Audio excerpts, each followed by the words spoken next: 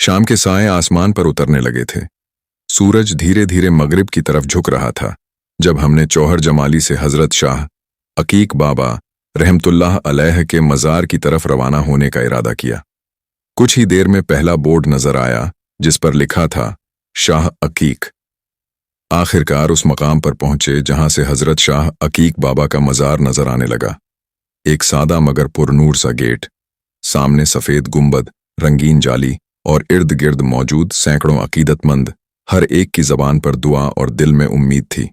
हजरत शाह अकीक बाबा रहमतुल्लाह अलैह, जिन्हें रूहानी सर्जन भी कहा जाता है, सिंध के उन अजीम औलिया में से हैं जिन्होंने न सिर्फ इस्लाम की तालीमात को आम किया बल्कि रूहानी शिफा का मरकज भी बने।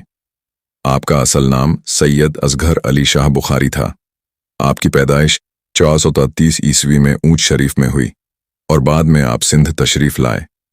यहाँ आपने अल्लाह के दीन की तबलीग की और आपके हाथों सैकड़ों लोगों ने इस्लाम कबूल किया। मज़ार के अंदर एक खास रूहानियत महसूस होती है। सफ़ेद संगमरमर की कब्र मुबारक, ऊपर चढ़ी रंग बिरंगी चादरें, ऊद की खुशबू, जलते हुए दिए, सब कुछ दिल को एक अलग ही सुकून देता है। हमने चुपचाप वहां बैठकर कुछ वक्त गुजारा। हर लम्हा अल्लाह की कुर्बत का एहसास दिला रहा था। यूं लगा जैसे हजरत की रूह आज भी जिंदा हो और आने वालों का दिल पड़ रही हो। कुछ लोग खामोशी से दुआओं में मसरूफ थे, कुछ कुरान पाक की तिलावत कर रहे थे और कई लोग बस वहां बैठकर रो रहे थे।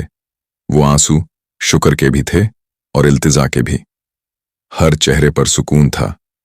एक ऐसी कैफियत जो दुनिया के शोर में कहीं खो गई थी, वो यहां दोबारा मिल रही थी। हमने भी वहां दुआ की। जिंदगी के दुख, उलझने, सवालात सब हजरत की बारगाह में रख दिए। इसी दौरान शाम से रात का वक्त हो चला। सब्ज रोशनियों में नहाया हुआ दरबार एक और ही मंजर पेश कर रहा था। फिजा में अजान की आवाज गूंजी।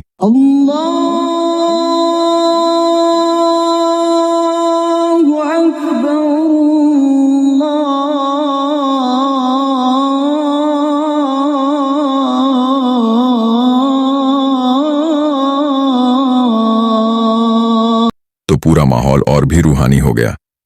मज़ार के अहाते में मुख्तलिफ दुकानें थीं जहां से जायरीन चादरें, अगरबत्तियां और दीगर नजरी अशिया खरीद रहे थे।